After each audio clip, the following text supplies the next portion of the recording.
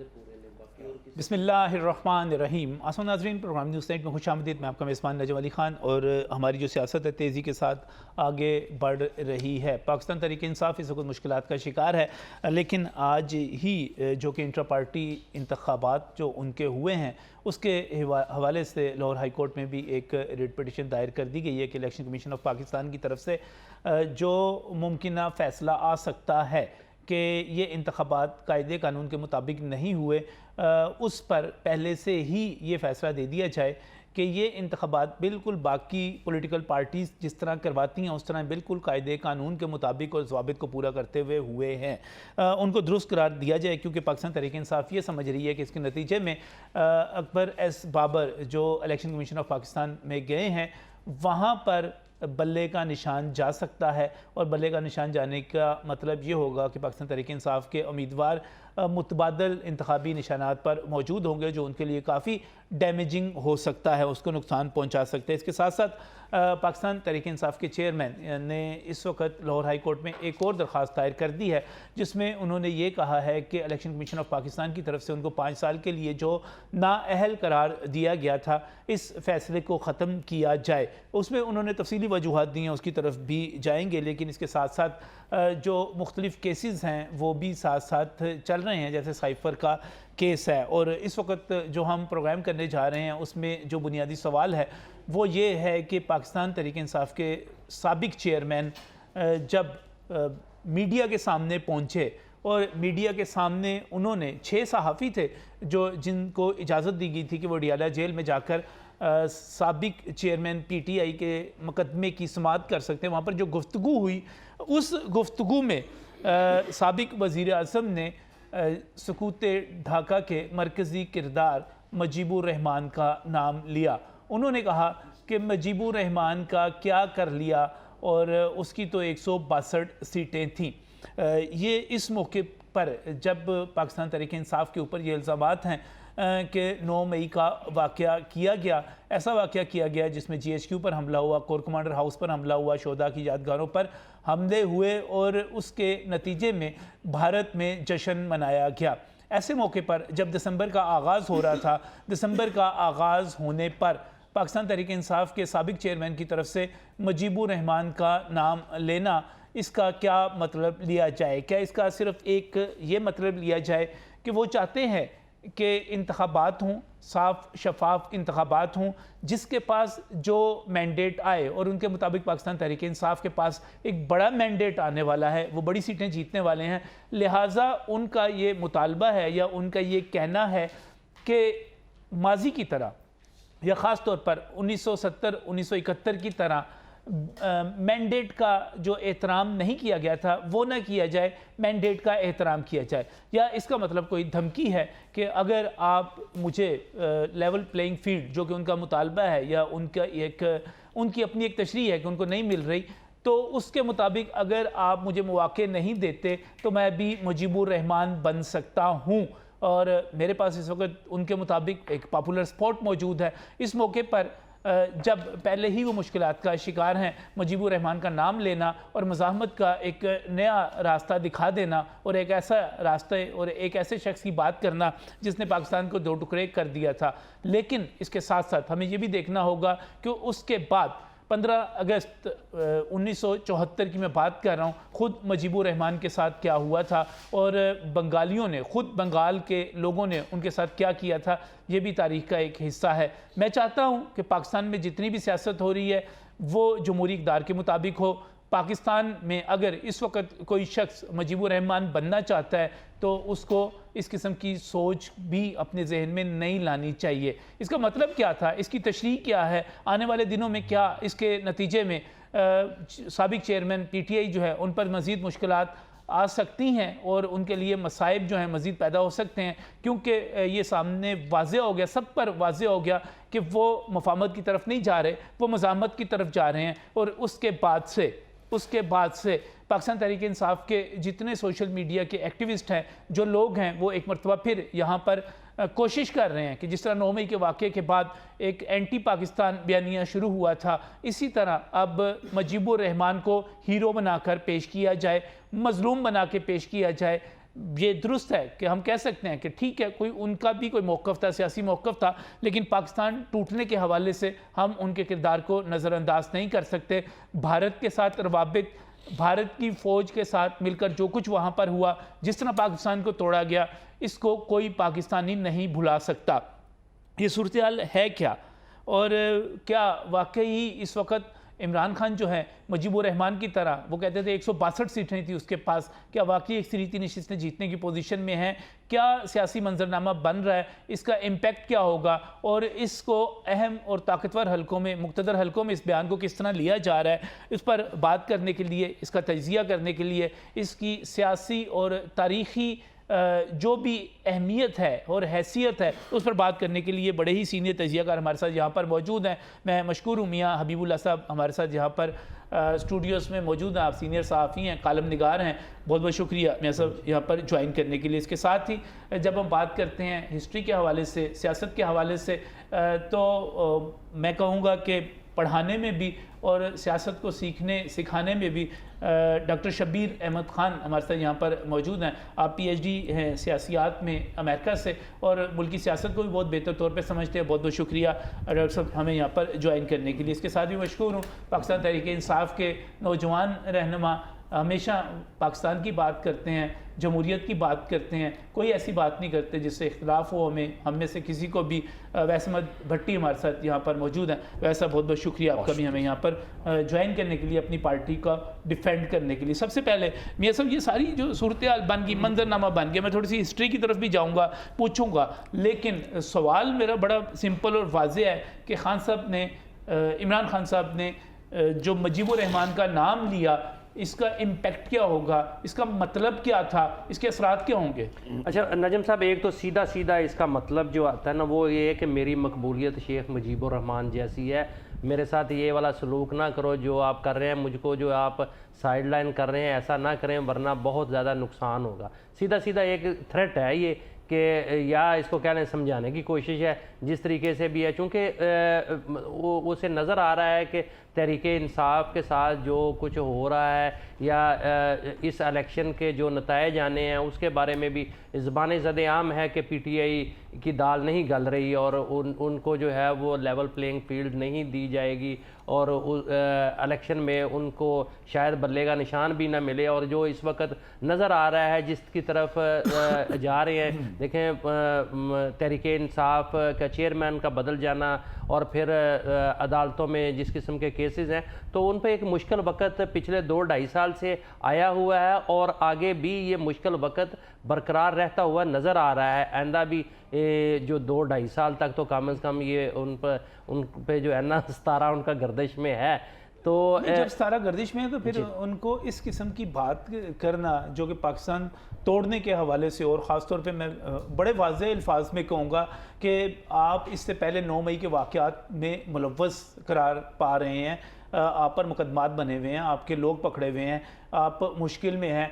9 मई के बाद आप एक ऐसे शख्स का हवाला दे दें जो कि 1971 में पाक फ़ौज के मुकाबले में और पाकिस्तान की रियासत के मुकाबले में खड़ा हो गया था, तो ये तो मेरा ख्याल है अब सीधा सीधा खुद को आबैल मुझे मार वाली असल में बात यह है कि इमरान खान की सोच जो है ना, वो पूरी तरह से ना, वो अभी तक वो ये समझ उनको ज़ुम है कि पाकिस्तान के सारे अवाम मेरे साथ हैं और ये जो कुछ हो रहा है ये ज़बरदस्ती का हो रहा है। ज़रा सा भी मुझे अगर ये डील देते हैं या कोई ऐसे मामलात बनते हैं तो पाकिस्तानी कौम जो है वो मेरे साथ पूरी की पूरी खड़ी है। अच्छा, ये खैर इलेक्शन में पता चल जाएगा कि क्या सूरत हाल है, लेकिन ये वो जो है ना वो इसमें लचक दिखाने के लिए तैयार नहीं है।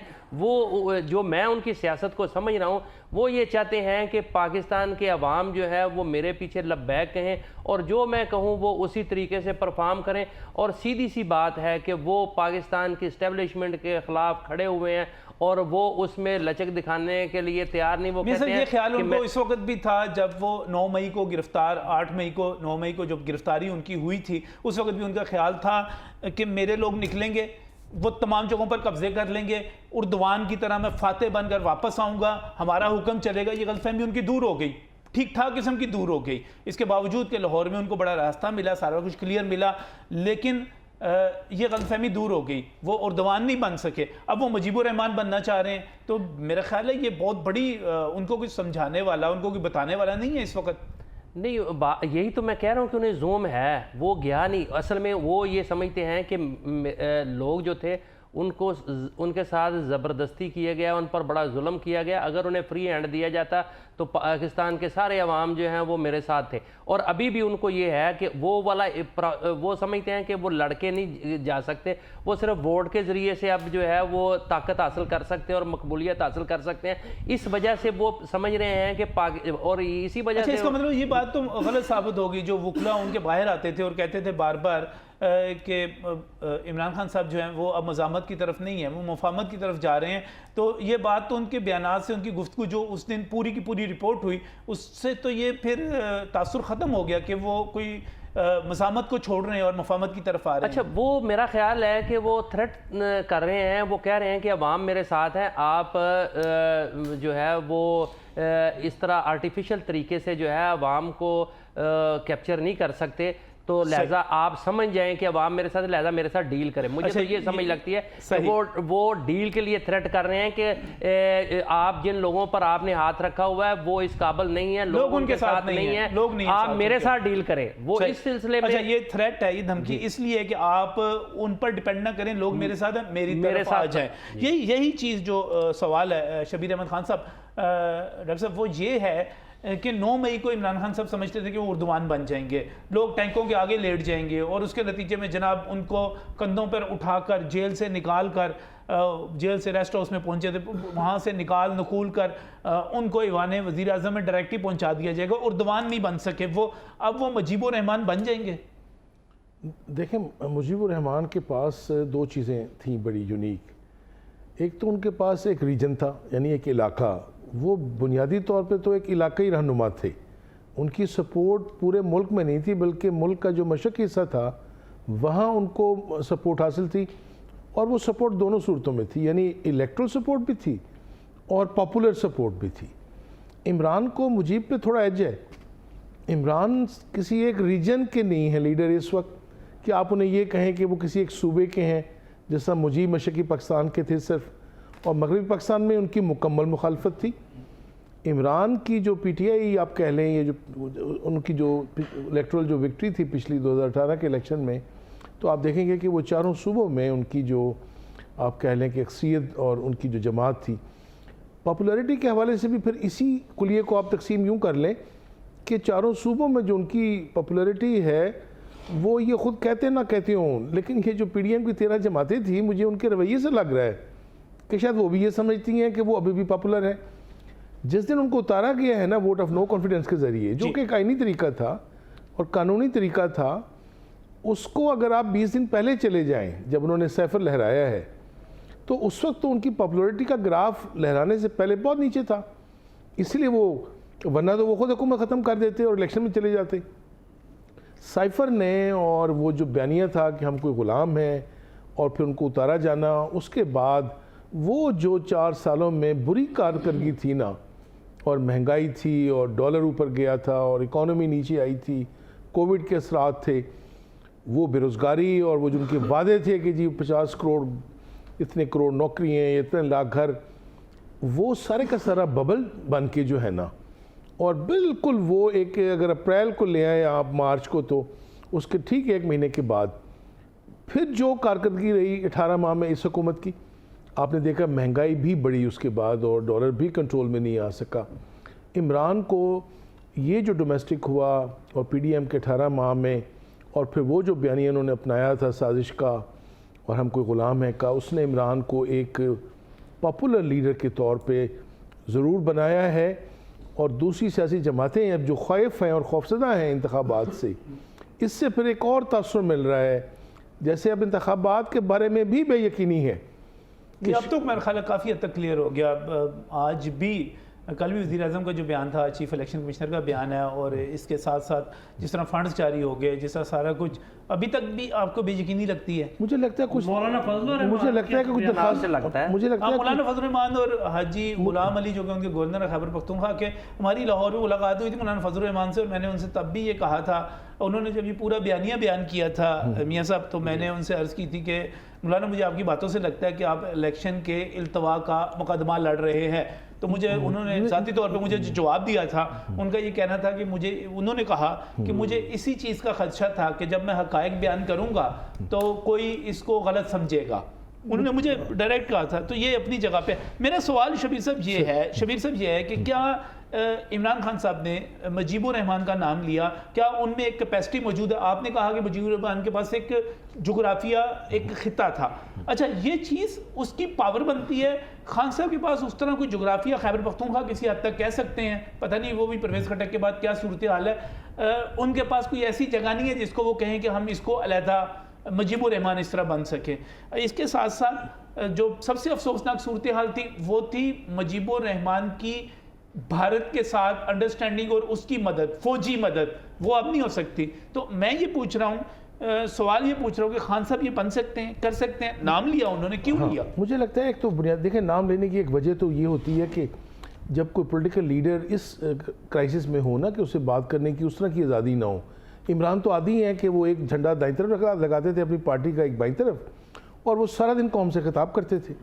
अब चूँकि उनकी अपीयरेंस भी कम है पब्लिक मीडिया पे, उसमें फिर ये होता है कि अगर आपको स्पेस मिल जाए कुछ मिनट की, तो फिर आप कैचिंग फ्रेज देते हो, आप एक ऐसी बात करते हो जो रेलिंग बन जाए, रेलिंग क्राई जिसको कहते हैं। इमरान ने उसका भरपूर फ़ायदा उठाया कि उस लम्हे उन्होंने एक ऐसा नाम लेके, एक तासुद, और लेने का पूरा पर्पज़ है उसके पीछे, और पर्पज़ यही है कि देखें, दूसरी तो कोई राय नहीं ना, कि जब भी इंतखाबात हुए और मशरक़ी पाकिस्तान में जो अक्सियत थी मुजीब की, इसमें बाकी दोस्तों ने भी बात की है, बाबर यही कराना था कि अगर किसी को ये था कि इमरान को गिरफ़्तार करके या उन पर मुकदमे चला के, और उसकी जो पॉपुलैरिटी है और जो सपोर्ट है, मुझे बताएं पीटीआई के जितने हिस्से बखरे हुए हैं, और जिन जिन पाए के लीडरों ने आके प्रेस कॉन्फ्रेंसेस की हैं, कभी कोई मेरे ख्याल में ख्वाब में भी नहीं सोचता होगा कैसा होगा। सही। इसके बावजूद लोग खाइफ हैं। उसकी वजह यही है कि पीटीआई हमेशा से अगर नाम रहा है ना, तो वो, मैं इसको कहा करता हूँ करिश्मा एक लीडर का, जो शाज होता है किसी लीडर को, ये कि वो इतना करिश्मेटिक हो, या उसकी पर्सनालिटी कि बाकी जो लीडर्स हैं, जो सेकंड लेयर की लीडरशिप है, वो कोई माने ना रखती हो या कोई अहमियत ना रखती हो। कुछ ऐसा ये दौर भुट्टो पे भी आया था, एक जिसको आप करिश्मा कहते हैं, इसलिए वो जिसको भी टिकट, मुझे लगता है इमरान को, इसको जोम कह लें आप, इसको मिसकैलकुलेशन कह लें, इसको मिस परसेप्शन कह लें, सिर्फ इमरान में ही नहीं, मुझे लगता है इसके मुखालिफिन में भी ये चीज़ मुझे लग रहा है कि उनकी जो इलेक्शन की जैसे बात हो रही है, ज़रदारी साहब के बयान आए, फजलुर रहमान साहब के बयान आए, और अब ये फिर दूसरा इलेक्शन जो है ना, एक ऐसे इंतखाबात जिसके बारे में पहले से कोई राय कायम कर ली जाए, और ये तो हमेशा होती है सर, होती है, लेकिन इस अंदाज से नजम के हमेशा ही होती है, इसी अंदाज से होती है। आज तो अहमद खान साहब ने इतराफ़ कर लिया कि मुस्लिम लीग नून की 2018 में लेवल प्लेइंग फील्ड ना होने की शिकायत दुरुस्त थी।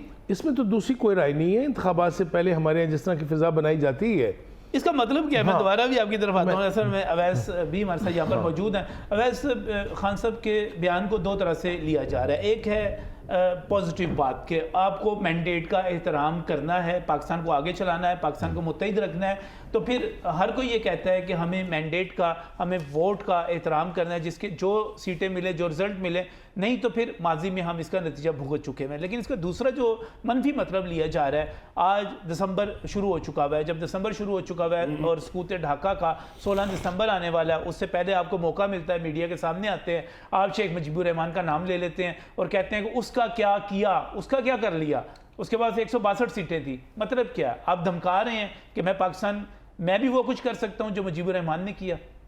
बिस्मिल्लाहिर्रहमानिर्रहीम। नजम साहब, बहुत शुक्रिया आपका। मैं बड़ा हैरान हूँ जी कि एक स्टेटमेंट है, एक मीडिया पर्सन के सामने एक स्टेटमेंट आती है, खान साहब कहते हैं कि जी आपने मुजीबुर रहमान के साथ भी यहाँ पे कुछ नहीं होते देखा, बट अनफॉर्चुनेटली उसका क्या कर लिया नहीं। हाँ, आपने मुजीबुर रहमान का देखिए क्या कर लिया। अभी मैं डॉक्टर साहब से भी एग्री करता हूँ, कोई नेशनल पार्टी के वो लीडर नहीं थे, वो एक रीजनल पार्टी के लीडर थे। खान साहब नेशनल लीडर हैं, वो पूरे पाकिस्तान में गिलगित बल्तिस्तान से लेके चमन तक, चमन से लेके लाहौर तक, लाहौर से लेके केपी के सिंध तक। भले दिनों की बात कर रहे हैं। देखिए बड़े आज़म भले दिनों की, देखिए भले दिनों की बात नहीं, आज की बात है। आपका सर्वे, वो जियो टीवी का सर्वे, मुहावरतन कहते हैं, नहीं जब नजम खलील भाई खान कोई फाख्ता मुहावरतन उड़ाया नहीं है। करते थे। आपका सर्वे है, जियो टीवी का सर्वे है, जो मर्जी सर्वे करवा के देख लें, सही। आपको इमरान खान आज नजर आएगा हर जगह पे, और 80-90% नजर आएगा। ये कुछ 5 सर, ये 10 तो इलेक्शन में पता चल जाएगा ना। इलेक्शन और करवाएं तो सही भाई, हमारा तो आज से नाम, नहीं, इस नाम का देखिए अवैध भाई हमारा लेने तो का नहीं। मकसद मैं क्या मैं था? उसी साइड पे आता हूं। ये नाम लेने मुजीबुर का रहमान, मतलब क्या शेख था? मुजीबुर रहमान को अगर 162 सीट्स मिलती हैं, मैं और आप और सारे बड़े मेजॉरिटीज अथॉरिटी की हम बात हमेशा सुनते आए हैं ना। अगर एक बंदे को मेजॉरिटी मिली है, एक बंदा जुल्फकार अली भुट्टो 90 सीट्स लेके वो चाहता है मुझे इस मुल्क के ऊपर हुकूमत का हक है, कैसे? आप मुझे इसका जवाब दे दीजिए। आपकी पार्टी के आप एक पार्टी के लीडर है, आपको 200 का हाउस है, आपकी पार्टी 50 सीट्स लेती है, डॉक्टर साहब की पार्टी 150 सीट्स लेती है, क्या डॉक्टर साहब को राइट है या आपको? मैं आपसे पूछूंगा। नहीं, इसमें आपका नहीं, राइट इसका बिल्कुल आंसर ठीक आपने है। बताना ये है। देखिए, ये राइट बिल्कुल ठीक है। अभी तो खान साहब ने सीटें नहीं ली, जब सीटें देखिए, लेंगे नहीं है, तब वो बात कर नहीं लें, है। तब वो बात कर लें। सर, इस वक्त क्या थ्रेट कर रहे हैं कि क्या करेंगे पाकिस्तान के साथ? इस टाइम मियां साहब कहते हैं ये थ्रेट है सीधा मेरे सीधा। सर्वे, सबके सर्वे सर, सर्वे यही बता रहे हैं। सर, सर्वे देखिए, नहीं, अभी तो इलेक्शन होने हैं ना। इलेक्शन का रिजल्ट आप इलेक्शन के बाद सीटें ले लें, इलेक्शन का वैसा मकसद क्या है? इलेक्शन के बाद आप सीटें ले लें और सीटें लेकर कहें कि हमारी सीटें, हम अक्सरियती जमात हैं, हमारे पास सबसे ज्यादा सीटें हैं, आपकी बात पर सब लब्बैक कहेंगे। अभी तो आपने सीटें नहीं ली। देखिए, ये तो साबित होगा, अभी तो पता चलेगा। बिल्कुल आपकी बात बजा है, बिल्कुल आप ठीक कह रहे हैं, मैं मानता हूं इस चीज को। देखिए, आज खान साहब का ये बात कहने का मकसद क्या है? वो ये बात कह रहे हैं कि उस टाइम भी पॉपुलर लीडर्स थे, उनको वोट मिला। आज खान साहब पॉपुलर लीडर आप या मैं नहीं मानते, ये दुनिया मान रही है उनको, और वो इलेक्शन में जा रहे हैं। यार, हमें लेवल प्लेइंग फील्ड क्या, हमें फील्ड ही दे दो। मैं कल की बात करूं ना, अगर आपके सामने लाहौर के ऑफिस का हमारा क्या हाल हुआ है, हमारे बंदों को आज तक अरेस्ट किया जा रहा है, आप हमें फील्ड भी नहीं देना चाहते। हम एक किसी अपने डेरे में मीटिंग रखते हैं तो आप वहां डेरे तोड़ देते हैं। आप हमारे अपने ऑफिस में अगर बैठने की कोशिश करते हैं, आप कोर्ट के ऑर्डर से हमारे ऑफिस डीसील होते हैं, आप उनको फिर दोबारा उनकी तोड़-फोड़ करके ये जो मशीनरी बैठी वो फिर सील कर, ये लेवल की तो बात ही नहीं मैं करूंगा ना, मैं प्लेइंग फील्ड की बात करूंगा। क्या कितना ही अच्छा होता आप आज इस चीज को, ये स्कूटर ढाका से बाहर निकलते, आप बात करते उन 16 महीनों की जिनके अंदर यहाँ पे महंगाई ने इस मुल्क का आज तक बेड़ागर किया हुआ है। आप कितना ही अच्छा बात होते कि आप कहते कि इमरान खान के दौर में महंगाई ये थी, आज वो सकूते ढाका का तो टॉपिक हम लेके बैठ गए। आप कितना अच्छा होता बात करते कि सेहत की सहूलियत का आज क्या हाल है। आज मोहसिन नकवी, मैं उनको अप्रिशिएट करूंगा, निगरान सेटअप है, मैं उनको अप्रिशिएट, जो चीज़ अच्छी हो रही है उसको करना चाहिए। आज मोहसिन नकवी अगर जाते हैं किसी हॉस्पिटल के अंदर, अगर इन पिछले 16 महीनों में कुछ काम किया, हम लोग तो आप हमें तो बुरा कहते हैं ना, मैं तो नहीं कहता, मुझे क्या जरूरत है कहने की। भाई बात ये है, देखिए मीडिया आपको करंट अफेयर्स नहीं करेगा ना। जब महंगाई थी, सबसे बड़ा नजर आ रहा है वैसा आप भी उन प्रोग्रामों में आते रहे, जब महंगाई पे बात होती रही, आप भी नून लीग पे चढ़ाई करते रहे, हम सब करते रहे, वो सारी बातें अपनी जगह ठीक थी। लेकिन जब खान साहब IMF के साथ मुआहिदा तोड़ रहे थे, उस वक्त भी हमने तनकीद की थी कि आपको ये वादा खिलाफी नहीं करनी चाहिए, इसकी कीमत चुकानी पड़ेगी, और फिर वो चुकानी पड़ी। देखिए, आपका मतलब ये कि खान साहब का मतलब नेगेटिव नहीं था, सिर्फ जमहूरियत के हवाले से था, आइन के लिए था, अगर कुछ मैंडेट के लिए था। गलती हमारे से हुई है उसको हमें बेहतर करना है।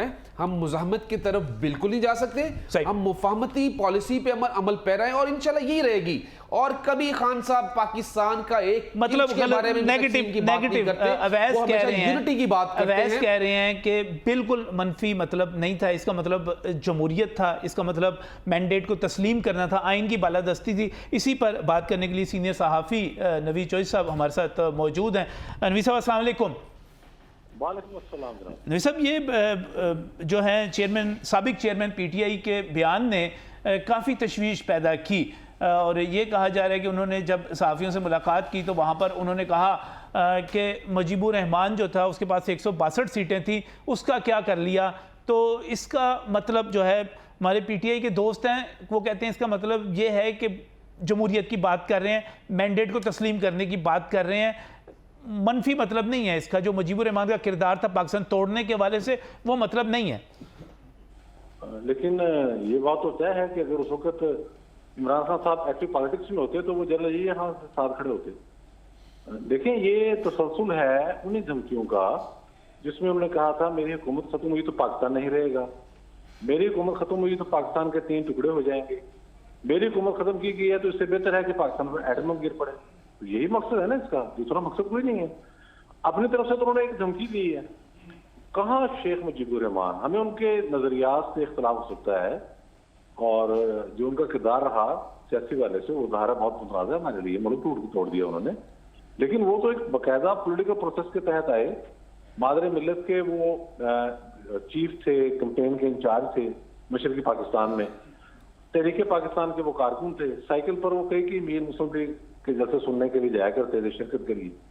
तो उनका तो एक बाकायदा और फिर उनका एक बैकग्राउंड 56 का जो कॉन्स्टिट्यूशन है उसमें उनकी कंट्रीब्यूशन थी, तो उनको तो बाकायदा किरदार था।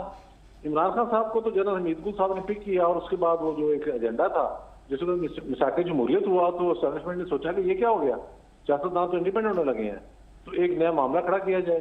तो हमारे सामने इमरान खान साहब की सारी जो ग्रोथ हुई है जिसके तहत फिर पाकिस्तान को तबाह किया, जनरल क्यानी से लेकर जनरल बाजवा तक जो एक बड़ा कभी किस्म का ऑपरेशन चला जिसमें जनरल पाशा जैसे किरदार, जनरल ज़हीरुल इस्लाम, जनरल रिजवान और उसके बाद आपने देखा जनरल फैज हमीद, जो कुछ उन्होंने किया, फिर जो IAS फिर करती रही, मुल्क का तो कुछ उम्र निकाल दिया इन्होंने।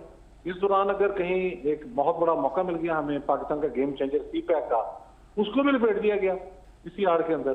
तो उनके कहने का मकसद ये है कि जैसे उन्होंने पहले कहा था कि मैं ताकत के जोर पर सबको गिरा दूंगा, उन्होंने मौजूदा चीफ का नाम लेकर कैंपेन चलाई हुई है। कोई राज है? 9 मई के हमले उन्होंने खुद करवाए हैं। अच्छा, दलेर वो औकात उनकी क्या है? जिस वक्त तैयारी थी इस रियासत की को गिरफ्तार करना है, उन्होंने कल तक उनके जेब में डाल दिया। अब जाके छुड़ाए ना, ये मुजीबुर रहमान के जितने चाहने वाले हैं, ये अडेला जो रावलपिंडी में ही है ना, कहीं वो कहना चाहिए कि उनको कहा अफगानिस्तान की जेल में तो नहीं ले गए दूर दराज की, तो जाके छुड़ा लें। तो ये धमकियां हैं बुनियादी तौर पर जिसमें वो कह रहे हैं कि मुल्क टूट जाएगा, ये हो जाएगा, वो देखें जो बंदा IMF से डील तोड़वाने के लिए एक पूरी की पूरी अपनी चेन तरक करता है, वो सलीम तैमूर झगड़ा फोन कर रहा है, उधर से शौकत तरीन साथ इन्वॉल्व रहा है, इधर से मोहसिन नगरी साहब ने तो खैर मकबूल इख्तियार किया था, उनको साथ डाल रहा है।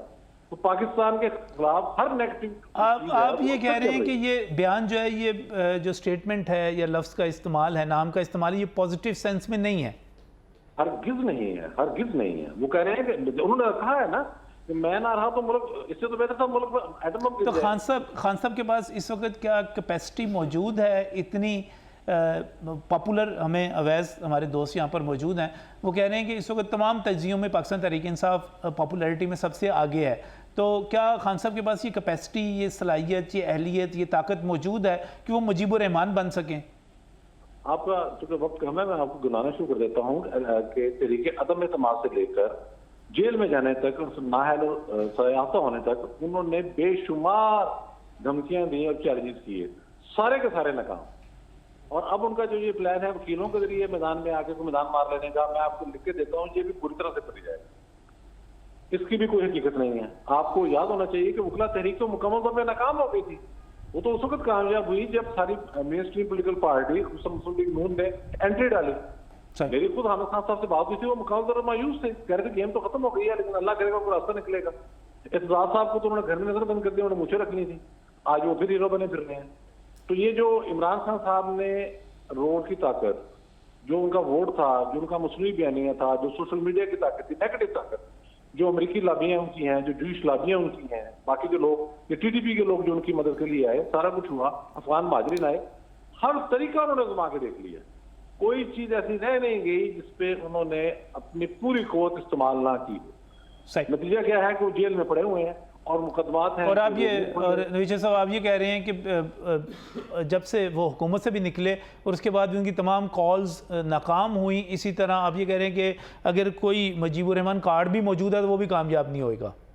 बिल्कुल कामयाब नहीं होगा सही। जी, उसका कोई वजूद ही नहीं है वो, बल्कि और उनके गले पड़ेगा। और मुझे तो लगता है कि इनको ट्रैप किया गया है साबित एक्सेस देके कि इसी तरह की ये गुफ्तगू करेंगे, जिसके बाद फिर हमें मजीद एक्शन लेना ज़्यादा पड़ेगा। मुश्किलात, ज़्यादा मसाइब इसके नतीजे में उन पर आ सकते हैं। शुक्रिया नवीद चौधरी साहब हमारे साथ टेलीफोन लाइन पर मौजूद थे और इस वक्त एक मुख्तसर ब्रेक।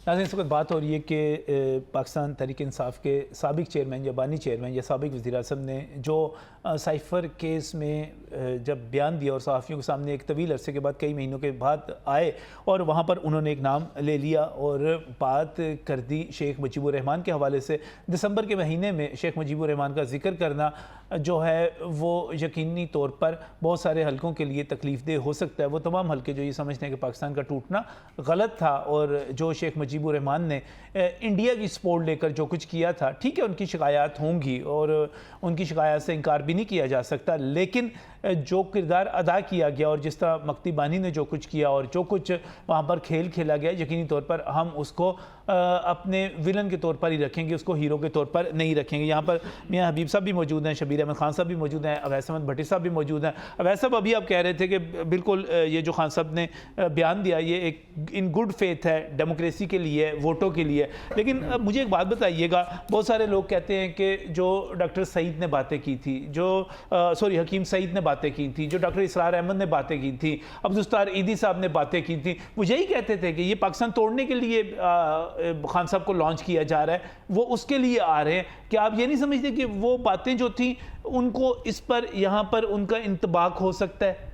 देखिए, जब आप बात करें डॉक्टर इसरार साहब की, हकीम सईद साहब की, मेरे ख्याल में जो मुझे याद पड़ता है ना कि 90s की बातें हैं जी, 90s की बात है। 90s की बातें हैं ना जी हाँ, पुरानी बातें हैं। 96-7 में खान साहब आए, कैसे उनको कोई इल्हाम होता था, बड़े नाम है, मुझे ये वर्ड नहीं यूज करना लेकिन चाहिए, किताबों में लिखा हुआ है और किताबों में जरूर लिखा हुआ है। कहां से उनको ऐसी चीज लगती थी कि खान साहब ने वो बंदा जो उस टाइम लेकिन फिर 9 में भी तो कर दिया ना उन्होंने। 96-7 में 92 का वर्ल्ड कप लेके आया, क्या जो इस मुल्क का हीरो था, आप उस हीरो की उस टाइम में जो मकबूलियत थी ऐसे लोगों को नहीं थी। देखिए, मेरे लिए बड़ी मौजूद है दोनों तीनों हस्तियां, डॉक्टर सईद इलाही और सॉरी डॉक्टर हकीम सईद साहब, डॉक्टर सईद इलाही साहब दोस्त हमारे, हकीम सईद साहब या डॉक्टर इसरार साहब को देखे, ये बात उन्होंने बिल्कुल कही हुई है, लेकिन ये इस तरह बात बिल्कुल ही, खान साहब तो हमेशा बात करते हैं, जोड़ने की बात करते हैं, खान साहब तो हमेशा पाकिस्तानियत की बात करते हैं। वो तो बंदा इस्लाम का झंडा लेके फिरने वाले, वो तो यूएनओ के अंदर जाके बात करता है, कश्मीर की बात करता है, अपने टूटंग की बात करता है। वो कभी सकूते ढाका हमारा जो कि हिस्ट्री का एक डार्क सकूते कश्मीर भी आप ही के दौर में हुआ था यार, क्या करते हैं आप? कौन सा दौर था वो, किस हुकूमत में हुआ था? कौन सा? देखिए, अगर उन्होंने अपने रूल्स चेंज किए हैं, अपने कॉन्स्टिट्यूशन किस दौर में हुए थे? देखिए, एक उन्होंने चेंजेस किए हैं इंडियन गवर्नमेंट में, तो हम लोगों ने पूरा कोशिश की, प्रोटेस्ट किया, यूएनओ लेवल पे किया। इनकी तो हिम्मत, बाकी जो पार्टीज के लीडरान हैं, ये यूएनओ के अंदर जाके ये तो सेल्फीज ले रहे होते हैं, वहां पर कश्मीर का नाम लेने से डरते थे मियां नवाज शरीफ साहब। ये वही बंदा इमरान खान, वाहिद लीडर, जो वहां पे जाते हैं तो कश्मीर की बात पहले करते हैं, बाद में अपने किसी और चीजों की बात करते हैं, इस्लाम की बात पहले करते हैं। कहां से मेरे जो ये बुजुर्ग गुजरे हैं, हकीम सईद साहब, डॉक्टर इसरार, अल्लाह इनको बड़ा जौहर रहमत में जगह दे, कहां से इनको ऐसी ये बातें आ जाती, इल्हाम आ जाता तो फिर हो गया ना, उसके बाद 9 मई भी हो गया, उसके बाद अब मुजीब वाली बात भी हो गई, आप बार-बार फौज पर भी हमले हो गए। मेरी है उतनी ही आपकी है, उतनी हम सब की है, फौज मेरी है, हम लोग फौज की इज्जत करते हैं, फौज की तकरीम की बातें करते हैं, हम फौज को सलूट करने वाले यहाँ बैठे हैं ना। अगर किसी ने गलत किया है और फौज के ऊपर हमला किया तो आज अकाउंटेबल है, आज कोर्ट के अंदर मौजूद है, बिल्कुल उनको जो एज पर लॉ है उनके अंदर वो उसको भुगत रहे हैं। ये नहीं होना चाहिए था, सही गलत चीज थी, बिल्कुल नहीं होना चाहिए। डॉक्टर शबीर अहमद खान साहब, इस वक्त जो सारी पॉलिटिकल सिचुएशन चल रही है, आपको लगता है कि कोई पाकिस्तान के मंजरनामे में कोई तब्दीली आने वाली है, कोई बड़ी चेंज आएगी इंतखाबात के नतीजे में? जिस तरह कहा जा रहा है कि दोस्तों का दावा है, अभी अवैस साहब भी कह रहे थे कि बड़ी पॉपुलैरिटी खान साहब की, ये हो सकता है कि खान साहब बड़ी सीटें जीत कर आ जाए, फिर वो शेख मुजीब बन जाए? देखें, कल ये सवाल पूछा गया प्राइम मिनिस्टर पाकिस्तान से भी, तो उन्होंने एक जुमला ये कहा कि नहीं, अब तक तो इमरान खान इलेक्शन में भी हिस्सा ले रहे हैं, और लेकिन अगर कोई आगे ऐसी चीज़ हो जाए जो बड़ी अनएक्सपेक्टेड है या अनइवन है, तो उसका उन्होंने भी नहीं उसको एक्सक्लूड किया कि कुछ ऐसा हो सकता है। इसका मतलब ये है, जो मुझे दिखाई दे रहा है, देखें इलेक्शंस की एक दो बातें बड़ी इंपॉर्टेंट होती हैं। एक इलेक्शंस में ये तो पता हो ना फ्री कैन को कि कौन किसके खिलाफ है। इस वक्त तक तो ये नहीं पता लग रहा कि कौन किसके खिलाफ है। ये जो बयानात आ रहे हैं PDM की 13 जमातों के, जो इससे पहले इक़्तिदार में रही हैं 16-18 माह, ये नहीं समझ आ रही इनका हरीफ कौन है। अच्छा, हमेशा पाकिस्तान की पॉलिटिक्स में दो बड़े हरीफ रहे हैं। माजी में आपने देखा पीपल्स पार्टी और मुस्लिम लीग नून, और इससे पहले भी। अब ये जो हरीफ का जो तय होना है वो अभी इसलिए कन्फ्यूजन का शिकार है कि आया ये मुकम्मल इनको आज़ादी होगी, इनको बल्ले का निशान मिलेगा नहीं मिलेगा, या PTI की जो आप कह लें जो फेट है। 2018 का ये एक्शन रिप्ले हो जाएगा ना, जैसे नून लीग से टिकट ले लिए गए थे, इंतखाबी निशान ले लिए गए थे। PTI को एक तो मेरा ख्याल नवाज शरीफ भी उस वक्त बंद थे, आज इमरान खान बंद है, मेरा ख्याल वही 2018 का रिप्ले नहीं है ये। लेकिन एक चीज़ फ़र्क है, मैंने अपनी पूरी पाकिस्तान की सियासी तारीख में ऐसा कभी नहीं देखा जैसे PTI को लोगों ने ज्वाइन किया था। भात के लोग आ गए थे और तमाम पार्टियों के लोग आ गए थे। मैंने तारीख में ऐसा भी कभी नहीं देखा कि इतनी तादाद में लोगों ने अपनी पार्टी को छोड़ा था। बाकी बचा कौन है अब? इसके बावजूद 2-4 बड़े नाम किसी पार्टी से निकलते थे तो उसका एक फ़र्क वाज़ेह तौर पर नज़र आता था। बेनज़ीर भुट्टो के होते हुए पीपल पैट्रियोटिक बन गई थी, तो उसका आपने रिजल्ट देखा कि गवर्नमेंट फिर काफ लीग की बन गई थी। यहाँ तो सब छोड़ के जा चुके। इसके बावजूद ये जो एनवायरनमेंट बना हुआ है ना, जिसको मैं कहता हूँ इलेक्शन से पहले ना एक, जिसको अंग्रेजी में मोमेंटम कहते हैं। अच्छा, उस मोमेंटम को आज तक कोई स्कॉलर डिफाइन नहीं कर सका। पाकिस्तान में उसको नजम एक और अच्छा लफ्ज़ बोलते हैं कि हवा बनी हुई है। किसी सियासी जमात की जो अब इलेक्शन डिमांड कर रहे हैं, इनमें से किसी की हवा नहीं बनी हुई, और मोमेंटम किसी के हक में नहीं। हवा तो बनी हुई है, एक और चीज़ बनी हुई है, वो कहने ऊपर बात हो गई है। ये बड़ा खौफनाक है। देखिए, ये जो अब एक तस्सुर दिया जा रहा है ना कि ऊपर बात हो गई है, ये नेगेटिव जाएगा। लेकिन आप एक चीज़ नोट कर रहे हो, मेरा नहीं ख्याल कि नेगेटिव जाएगा। मैंने पाकिस्तान की तारीख में शबीर अहमद खान साहब आज तक उसी को आते हुए देखा है जिसकी ऊपर बात हो गई। ये बात ठीक है, हमारे यहाँ ज़ाहिर मैनूवरिंग होती है, लेकिन मैंने 90 की दहाई से मैं जर्नलिज्म कर रहा हूँ, मैंने हमेशा उसी को जीतते हुए देखा है जिसके बारे में ये हवा बनी कि वो जीत रहा है। लेकिन आप देखें कि मियाँ साहब जब से तशरीफ़ लाए हैं ना, आपने देखा उन्होंने भी अपना तासुर जो है ना, जो बयानात जब भी उनको मौका मिला है ना, अपना वो ये तासुर ज़ायल नहीं करना चाह रहे कि वो कभी खड़े थे एस्टैब्लिशमेंट के खिलाफ। सही, अभी भी वो कहते हैं कि इन्होंने ऐसा क्यों किया था, फलान ऐसा क्यों किया वो वोट को इज्जत दो का नारा नूरा तो नहीं, वो नारा उस तरह से नहीं। लेकिन आपने देखा जब भी उन्होंने प्रेस कॉन्फ्रेंस की मौका मिला, उन्होंने जो किसी बात कर देते हैं बीच में। उसकी वजह है, उसकी इमरान भी वही कर रहे हैं। हमारे यहाँ जो आप कह रहे हैं जो पॉपुलैरिटी के लिए जो एक बड़ा जो पिलर है ना, वो एंटी एस्टैब्लिशमेंट ही है। ये तासुर दे के कि बात हो गई है। अच्छा, वैसे इंतखाबात की सियासत मैं आपसे इख्तलाफ करूंगा। इंतखाबात की सियासत में प्रो एस्टैब्लिशमेंट जीतता है हमेशा, आज तक मैंने एंटी एस्टैब्लिशमेंट को जीतते भी नहीं देखा। देखें, ये जो अभी हमने बात कर रहे थे कि मुजीब की 70 के इलेक्शन में, तो मुजीब का भी स्टांस यही था। भुट्टो जब आए, सर वो जोग्राफियाई सूरत हाल बहुत ज़्यादा, पीपल्स पार्टी को 88 में जो वोट मिला ना, वो यही मिला, एंटी एस्टैब्लिशमेंट का वोट था। सर क्या था सर, सदर आपने गुलाम इसाक खान को और साहबजादा याकूब को वज़ीर ख़ारजा लेकर, तो वो सारा कुछ। लेकिन ज़िया रजीम के खिलाफ सर मैं आपको लाहौर की बात बताता हूँ, मैं नाम नहीं लेना चाहता, हमारे लिए काबिल एहतराम है। 2002 में लाहौर के में इंतखाबात होते हैं, पाकिस्तान तहरीक इंसाफ उसमें नहीं होती, उसमें उस वक्त ताकत नहीं है। लाहौर की 3 पॉलिटिकल पार्टीज मिलकर, और पता है कौन कौन सी पॉलिटिकल पार्टीज, मुस्लिम लीग नून और पाकिस्तान पीपल्स पार्टी और जमात इस्लामी, तीनों मिलकर एक अलायंस बना लेती हैं और उसमें आफत सलमान भट्ट को कैंडिडेट बना देती हैं लाहौर के नाजिम का। आपको पता है जीतता कौन है? मुस्लिम लीग काफ का उम्मीदवार। 2002 के बाद 2007 में फिर इंतखाबात होते हैं और फिर ये तीनों पार्टियां इकट्ठी हो जाती हैं और आना मशहूद यहाँ पर नाज़िम के उम्मीदवार होते हैं। पता है कौन जीतता है? मुस्लिम लीग काफ का उम्मीदवार। मैं मानता हूँ दांडी भी हुई होगी, लेकिन सर वोट एस्टैब्लिशमेंट को पड़ जाता है, पड़ता ही वोट एस्टैब्लिशमेंट को है। लेकिन देखें, एक मैं और ये आप ट्विटर पे पोल करवा लें तो और चीज़ है, बाकी शायद और चीज़ हो। मैं आपको छोटी सी मिसाल देता हूँ 2002 के इलेक्शन की।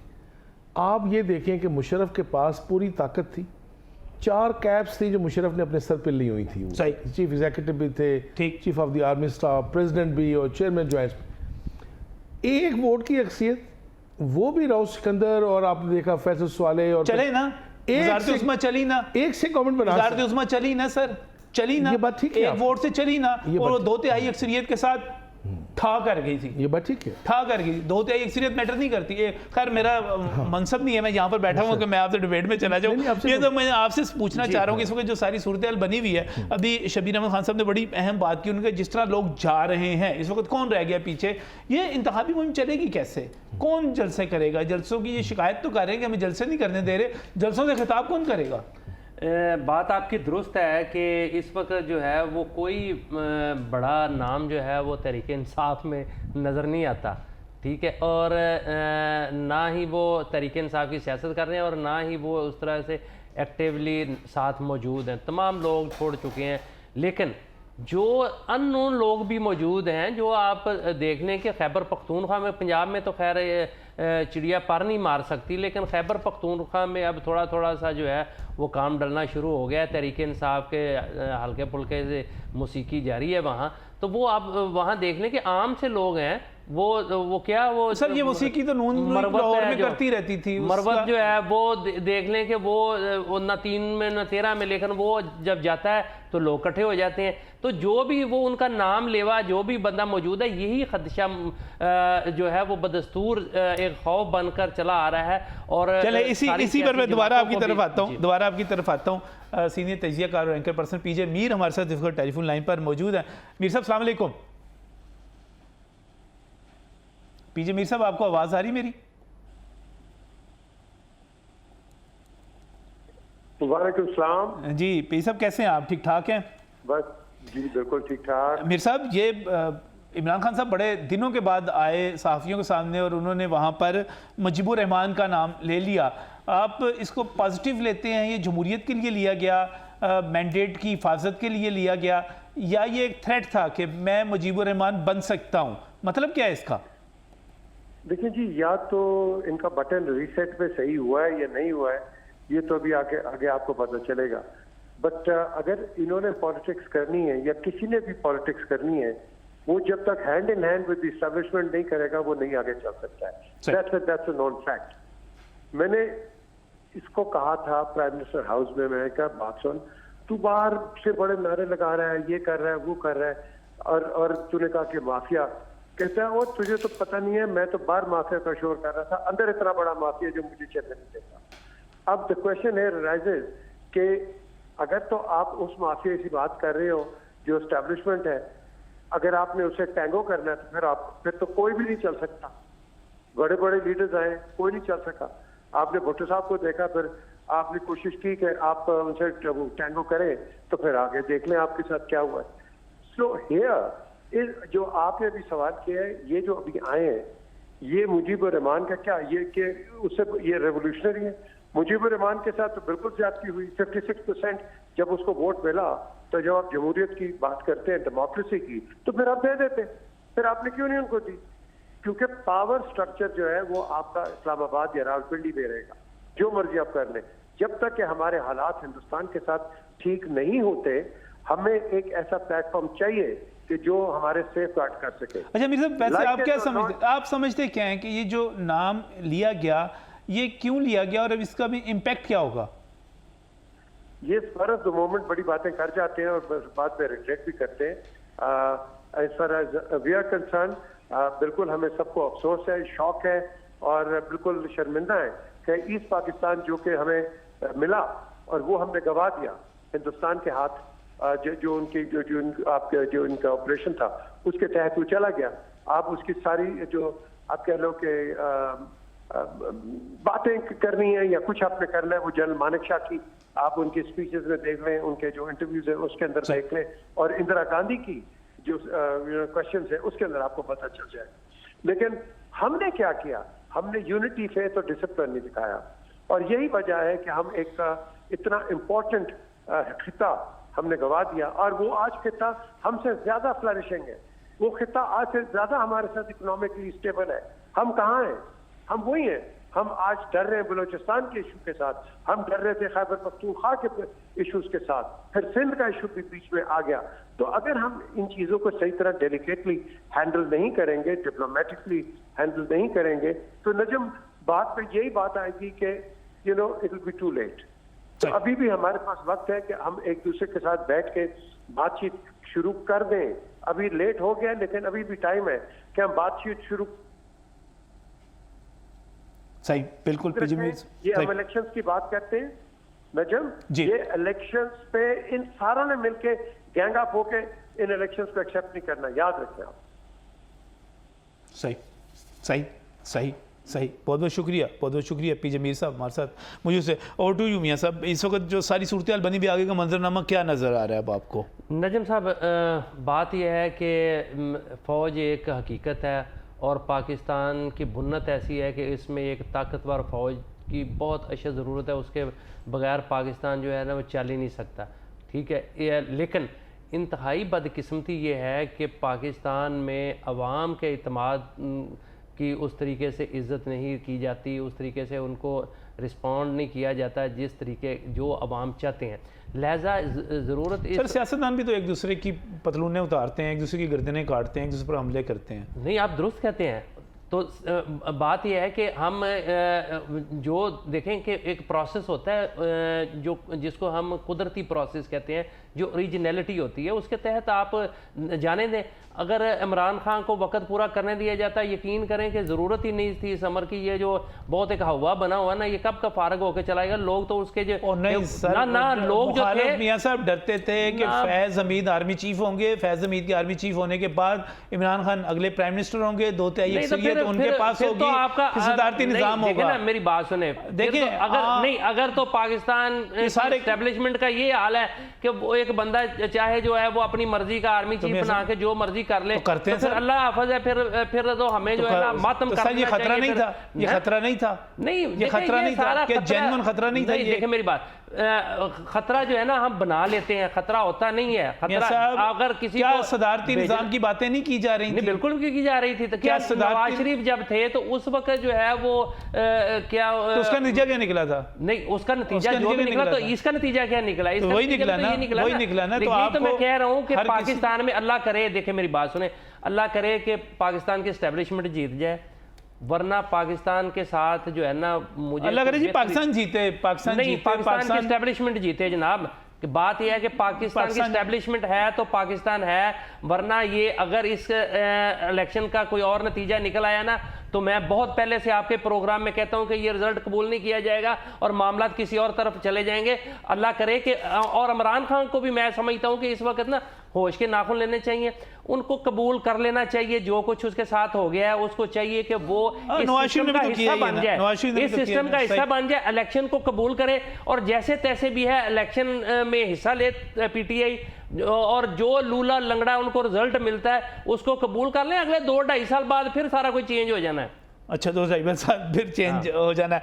आखिरी कमेंट शबीर साहब, क्या होना चाहिए इस वक्त? देखिए, एक मियाँ नवाज शरीफ साहब जब तशरीफ़ लाए ना तो उन्होंने जलसे में एक बात की थी और वो बात उन्होंने बड़ी वैसे छुपे अल्फाज में की कि मर्ज़ की निशानदेही तो हो गई है कि असल मर्ज़ क्या है।